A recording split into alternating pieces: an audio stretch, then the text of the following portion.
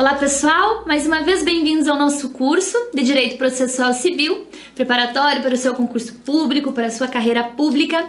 E nós vamos falar hoje sobre os sujeitos do processo. Então nós ainda estamos na parte geral do nosso Código de Processo Civil, estamos analisando todas as questões relativas ao processo, ao direito subjetivo de ação, à jurisdição, competência, e hoje falaremos dos sujeitos do processo incorporados ali no livro 3 da parte geral do Código de Processo Civil.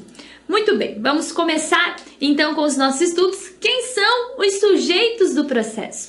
Quando a gente fala de sujeitos do processo, dá a falsa ideia de que eu teria apenas uma relação bivalente, autor e réu, esses são os sujeitos do processo. Mas não, sujeitos do processo são todos aqueles que participam, direto ou indiretamente, da relação jurídica processual.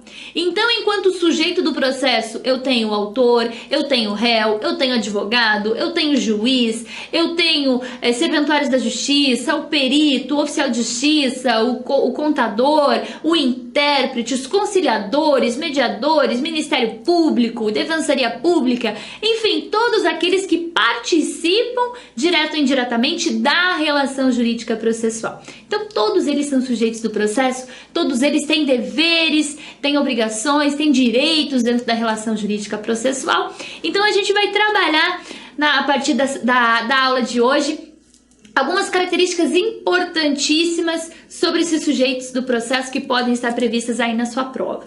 Então, vamos lá. Vamos começar com o primeiro sujeito, né? Talvez o sujeito mais importante, que são as partes. Quando a gente fala em parte, aí sim estamos falando de uma relação bivalente. Estamos falando do autor em individual, né, ou coletivamente, quando tiver permeado pelo litisconsórcio, e estamos falando do réu, igualmente individual ou permeado por litisconsórcio. Então, partes. Em relação às partes, o que é importante a gente assinalar? Primeiro, capacidade processual. O artigo 70 do Código de Processo Civil estabelece que toda pessoa que se encontre no exercício de seus direitos tem capacidade para estar em juízo. Que tipo de capacidade nos remete o artigo 70? O artigo 70 fala da capacidade de fato, ou também chamada de capacidade de exercício. Aquele que se encontra no exercício dos seus direitos tem capacidade para estar em juízo. Quando a gente fala do artigo 70, a gente tem que compatibilizar o artigo 70 com o disciplinado lá no Código Civil. O Código Civil estabelece duas formas de capacidade, a capacidade de direito e a capacidade de exercício, a capacidade de fato. Então, para ser parte, para ter capacidade processual, você precisa ter a capacidade de direito, que é aquela que todo mundo tem a partir do seu nascimento com vida, e a lei ainda resguarda a expectativa de direito do nascituro. Então, nasceu com vida, tenho capacidade de direito, e a partir do momento que posso exercer os meus direitos, a pessoa que se encontra no exercício dos seus direitos, eu tenho capacidade de fato, capacidade de exercício. Ou seja, quando atinjo a maioridade e não tenho nenhuma situação momentânea de ausência de exprimir a vontade, não sou pródigo, não tenho problemas de tóxicos, enfim, não estou lá no artigo 3º, no artigo 4º do Código Civil, no regime das incapacidades absoluta e relativa, eu tenho capacidade de exercício plena, posso responder plenamente pelos meus atos, significa que eu tenho capacidade processual, a capacidade de direito e a capacidade de fato, a capacidade de exercer os meus direitos. Muito bem.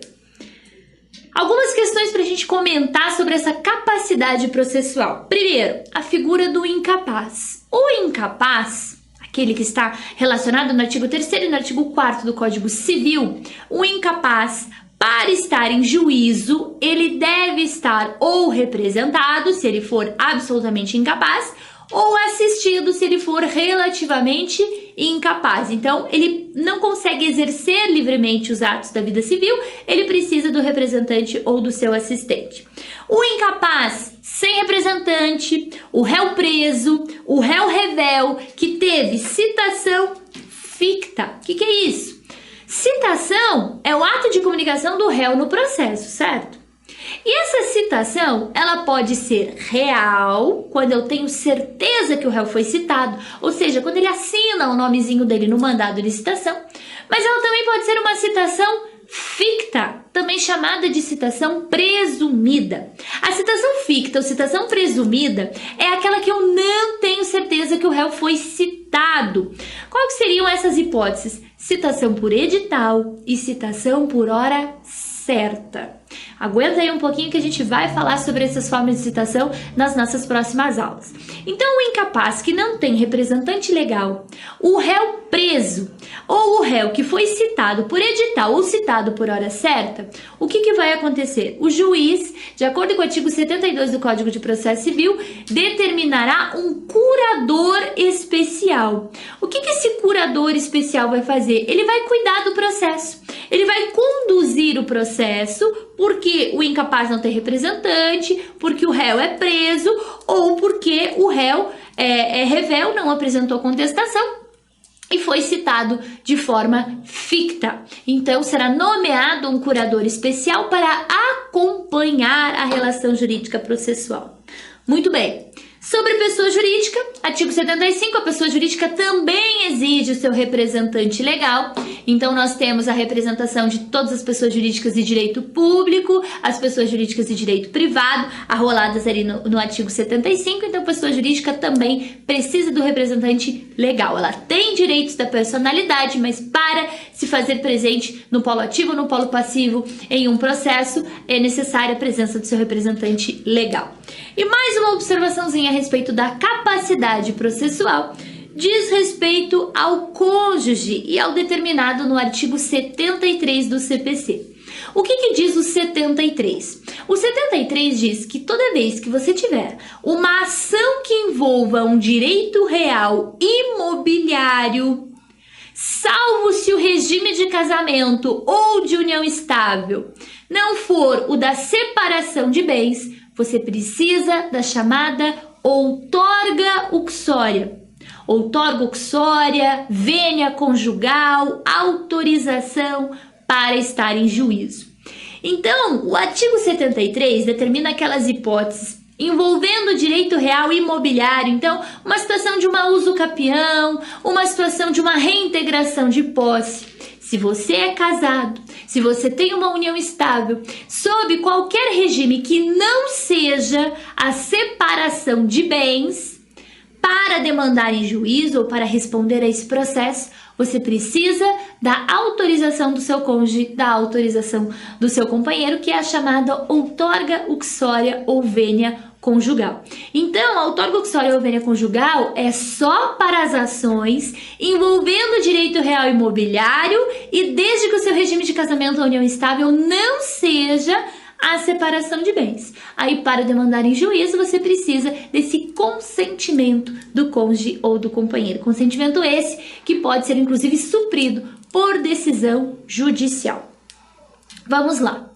Falando da capacidade processual, vamos falar também dos deveres das partes. As partes têm um rol de deveres, um rol estabelecido no nosso CPC, dos quais é importantíssimo a gente estabelecer que o dever de colaborar com o processo, o dever de cooperar com o processo, de não tumultuar a relação jurídica processual, de prestar a verdade, de estabelecer um depoimento condizente com a realidade dos fatos, de auxiliar a solução do conflito de interesses, são alguns dos deveres relacionados às partes, tanto ao autor como ao réu, dentro da relação jurídica processual. E desses deveres surgem algumas responsabilidades das partes. Então acompanhe lá, artigo 79. Responde por perdas e danos aquele que litigar de má-fé, como autor, réu ou interveniente. Então não interessa qual é o polo que você ocupa, se você é o autor, se você é o réu. Agiu de má-fé, vai responder por perdas e danos. E ali no artigo 80, então vamos analisar quais são as hipóteses de litigância de má-fé, as quais resolve-se por perdas e danos. Vamos lá. Deduzir pretensão ou defesa contratexto expresso de lei ou fato incontroverso. Uma pretensão contrária à disposição legal é litigância de má-fé. E uma pretensão sobre um fato incontroverso, aquele fato onde não há mais a controvérsia. Eu tenho uma ação de cobrança, cobro 10 mil reais de você. E você, no momento oportuno, consente pelo pagamento de 4 mil. Você disse que você realmente me deve 4 mil. Esses 4 mil, se eu estou pedindo 10 e você concede 4, esses 4 são incontroversos. A gente vai continuar com o processo para descobrir se além dos 4 você ainda deve me pagar mais os 6 ou se não deve me pagar mais nada. E daí eu proponho a cobrança desses 4. Ora, esses 4 são incontroversos. É uma pretensão que não admite mais a postulação. Então, deduzir pretensão contrária a texto de lei ou sobre fato incontroverso. Alterar a verdade dos fatos, isso gravíssimo, não só pode acarretar a litigância de má-fé, mas também uma responsabilidade criminal em razão da adulteração da verdade dos fatos. Usar do processo para conseguir objetivo ilegal também é litigância de má-fé. O autor, o réu ou o terceiro que opuser resistência injustificada ao andamento do processo. Percebam que não é a resistência à pretensão. A resistência à pretensão às vezes é natural do réu, ou por uma resistência à pretensão do autor. Então, diante da resistência, ele pode se defender, ele pode contestar, ele pode levar as provas em juízo, enfim, todos os direitos e garantias previstas pelo devido processo legal. Mas opor resistência ao andamento do processo, litigância de má-fé.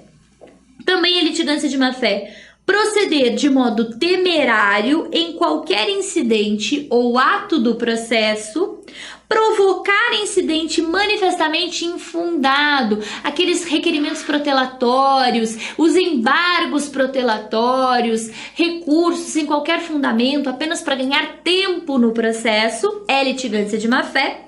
E o autor, réu ou terceiro interveniente que interpuser recurso com intuito manifestamente protelatório. Então, todo e qualquer recurso manifestamente protelatório também é punido pela litigância de má-fé. E toda vez que o juiz, que você alegar a litigância de má-fé da outra parte, o juiz reconhecer essa litigância de má-fé, será aplicada uma multa de 1 a 10% sobre o valor da condenação pela litigância de má-fé. Então é muito importante a gente descobrir essas hipóteses, não só para fazer a nossa prova, mas principalmente na vida prática, as hipóteses de litigância de má-fé. Muito bem, vamos falar sobre um tema inerente às partes, a partir lá do artigo 98 do Código de Processo Civil, que é a chamada gratuidade da justiça, a assistência judiciária gratuita. A assistência judiciária gratuita que era regulamentada pela Lei 1050 de 1960, que foi absolutamente revogada pelo Código de Processo Civil de 2015. Por quê? Porque o Código de Processo Civil de 2015 incorporou o benefício da assistência judiciária gratuita dentro da sua codificação. Então vejam que interessante. O benefício da assistência judiciária gratuita, que antes ele era requerido com base nessa legislação esparsa, uma legislação bastante antiga, e era requerido apenas na integralidade, então a pessoa comprovava que não tinha condições de arcar com as custas do processo, pedia assistência judiciária gratuita, o juiz deferia, ela não pagava nada no processo, nem custa, nem perícia, nem nada. O que acontece com esse benefício da assistência judiciária gratuita? Acompanhe ali o artigo 98. A pessoa natural ou jurídica, pessoa jurídica também pode pedir o benefício da assistência judiciária gratuita. Brasileira ou estrangeira, lembrem da igualdade de tratamento entre o brasileiro e o estrangeiro domiciliado no Brasil ou no exterior, com insuficiência de recursos para pagar custas, despesas processuais, honorários advocatícios, tem direito à gratuidade da justiça. Só que quando o artigo 98 estabelece esse direito à gratuidade da justiça em razão dos honorários, das custas, das despesas processuais, ele o faz de forma fracionada. Olha que interessante. Essa forma fracionada significa que o teu cliente, o autor, muitas vezes ele tem dinheiro para pagar as custas iniciais do processo. Vamos supor que as custas iniciais do processo remontem ali R$150. Ele paga os R$150 e continua a relação jurídica sem o benefício da assistência judiciária gratuita, porque ele tem o dinheiro para pagar os 150. Aí chega um dado momento do processo e é requerida uma perícia de R$6.000 são os honorários do perito. Esses R$6.000, o teu cliente, o autor, não tem como pagar. Mas é uma perícia importantíssima sem a qual eu não consigo resolver o conflito. Então, o que eu posso fazer? Eu posso pedir a assistência judiciária gratuita para esse fim específico, para a perícia. Então, esse sistema fracionado do benefício da assistência judiciária gratuita, ele facilita a prestação jurisdicional, porque às vezes algumas custas eu posso ter condições de pagar, outras nem tanto. Então, para essas que eu não tenho condições de pagar, aí sim eu peço o benefício da assistência judiciária gratuita. Então, esse benefício da assistência judiciária gratuita, ele vem incorporado no artigo 98 com vários incisos, vários parágrafos interessantíssimos para a fixação do benefício da assistência judiciária gratuita. Só que dentro do capítulo que fala da assistência judiciária gratuita, a gente tem o artigo 99, que traz no seu parágrafo 3º uma indicação bastante polêmica, que foi muito polemizada pela doutrina, que é o seguinte: o parágrafo 3º do artigo 99 determina que presume-se verdadeira a alegação de insuficiência deduzida exclusivamente por pessoa natural. Olha só que interessante. Pessoa física ou pessoa jurídica pode pedir o benefício da assistência judiciária gratuita, ok? E isso é pedido no início do processo ou quando acontecer a situação que a parte não possa pagar, justamente pela definição fracionada desse benefício, pela possibilidade fracionada desse benefício. Mas no parágrafo 3º significa que se eu sou pessoa natural e eu preencho aquela declaração de hipossuficiência econômica de próprio punho, essa declaração de hipossuficiência econômica presume-se verdadeira. É a presunção da veracidade da alegação de insuficiência econômica. É claro que, sendo uma presunção estabelecida aqui nesse dispositivo, é uma presunção relativa e, portanto, admite prova em contrário. Então, a outra parte, ou até mesmo o juiz, pode requerer a comprovação dessa insuficiência de recurso, justamente para evitar que o Instituto da Assistência Judiciária Gratuita seja banalizado. Então, o juiz pode requerer, a outra parte pode solicitar ao juiz que a parte que pediu o benefício comprove que não tem recursos para pagar o processo todo ou uma parte dele. E se as partes não requererem ou se o juiz não requerer de ofício, presume-se verdadeira pelo simples fato de você ter assinado que você não tem condições de pagar. Então é uma situação bastante polêmica aí na doutrina, mas é a regra geral. Assinou a declaração de hipossuficiência econômica, presumidamente você não tem condições de assumir os encargos do processo. Admite prova em contrário, que poderá ser requerida pela parte ou pelo próprio juiz. Vamos lá. Vamos falar um pouquinho de pluralidade de partes. A pluralidade de partes é o chamado litisconsórcio. Nós temos o chamado litisconsórcio ativo, que é a pluralidade no polo ativo, pluralidade de autores. Nós temos o litisconsórcio passivo, que é a pluralidade de réus. Nós temos o litisconsórcio misto, que é a pluralidade tanto de autores como de réus. Nós temos o litisconsórcio necessário, onde é obrigatória a citação de todos os envolvidos naquela relação jurídica processual, como é o caso, muitas vezes, de algumas ações possessórias. Nós temos o litisconsórcio facultativo, onde não é necessária a citação de todos os envolvidos naquela relação. Então, temos várias formas de classificação do litisconsórcio, da pluralidade de partes. E o artigo 113 vem nos definir o que vem a ser esse litisconsórcio, quais são as hipóteses nas quais ele se concretiza na relação jurídica. Então, diz o 113, 2 ou mais pessoas podem litigar no mesmo processo em conjunto, ativa ou passivamente, quando entre elas houver comunhão de direitos ou de obrigações relativamente à lide. Então, situações de comunhão, situações de composse, de situações de copropriedade.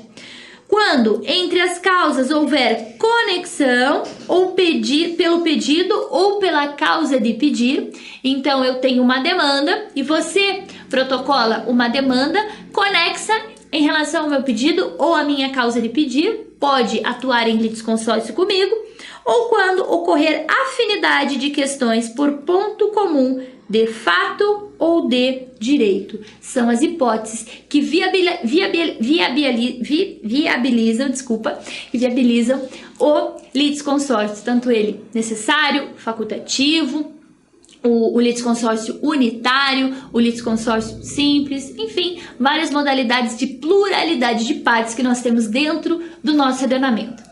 E já que falamos de litisconsórcio, como em relação ao litisconsórcio não houve uma alteração tão profunda na nossa codificação, vamos falar da intervenção de terceiros.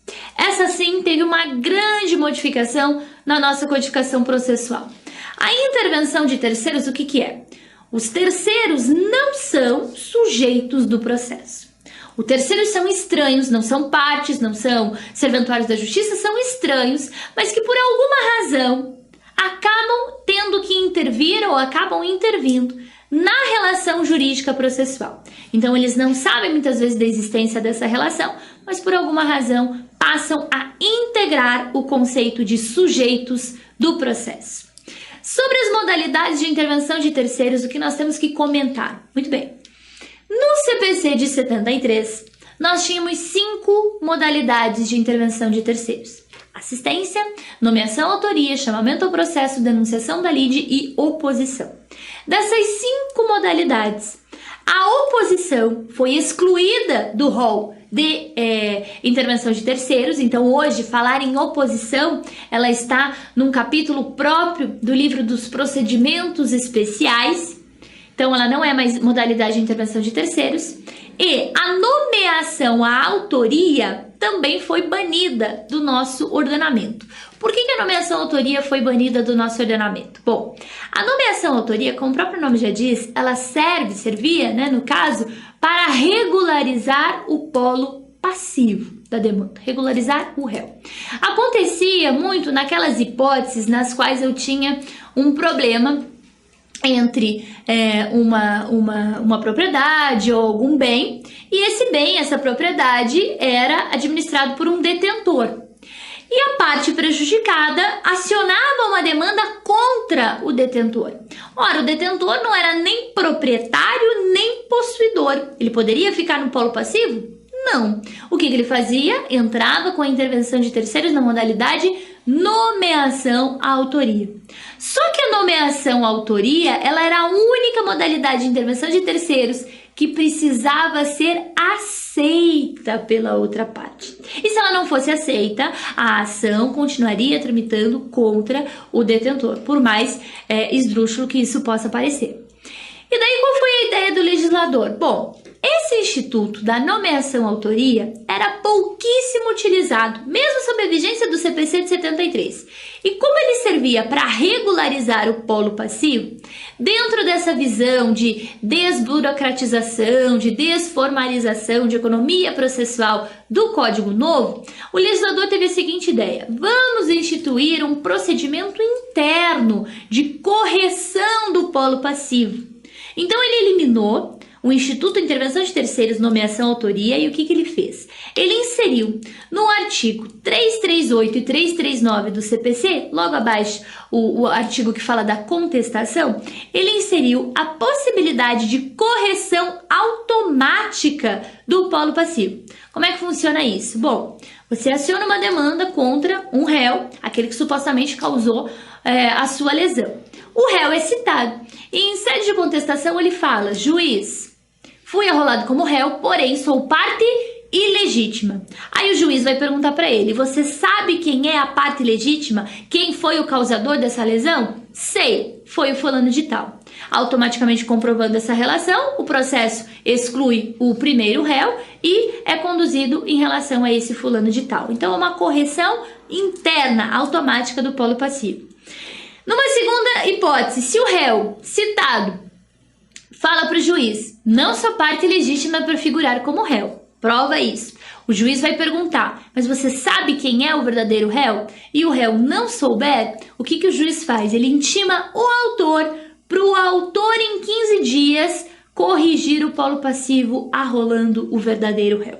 Então é um sistema de correção da relação processual visando o polo passivo. Então não temos mais nomeação autoria, temos esse sistema de correção, que não é intervenção de terceiros, é apenas uma regularização interna. Então o que vai acontecer, o que acontece, efetivamente, com os terceiros intervenientes no novo CPC? Nós continuamos com 5 modalidades de intervenção de terceiros: assistência, denunciação da lide, chamamento ao processo, as mesmas modalidades do CPC de 73, e o legislador insere o incidente de desconsideração da personalidade jurídica e insere a figura do amicus curiae. Então vamos lá. Assistência. Primeira modalidade de intervenção de terceiros. A assistência está lá no artigo 119 ao artigo 124 e ela acontece quando se tem interesse jurídico.